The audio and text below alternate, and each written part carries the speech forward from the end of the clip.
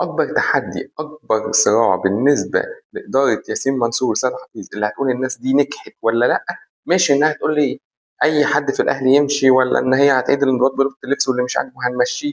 لا، اكبر انتصار ليهم واكبر نجاح ليهم انه يعيد الانضباط لاوضه اللبس، ويعيد للعيبه الحافز انها تلعب، بشرط وحيد ان هي ما تمشيش ولا واحد من اهم 3 لعيبه في مصر كلها: زيزو، تريزيجيه، امام عاشور. اه يا جماعه، كل اللي بننتقدهم وكل اللي احنا بنقوله، بس ال3 دول اهم لعيبه في مصر، واثبتها ماتش المنتخب.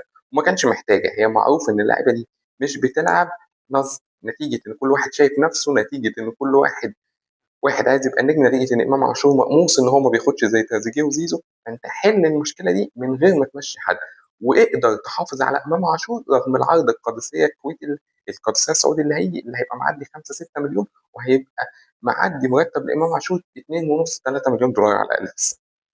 دي لعبتك، دي اللي هتقول لي انت نجحت، ولا هتقول لي بس المشكله دي هم لابسينها وتفاوت العقود لابسها من الاداره اللي فاتت. هقول لك الشاطر اللي يعرف يحل المشاكل حتى لو لابسها مش هو اللي عملها.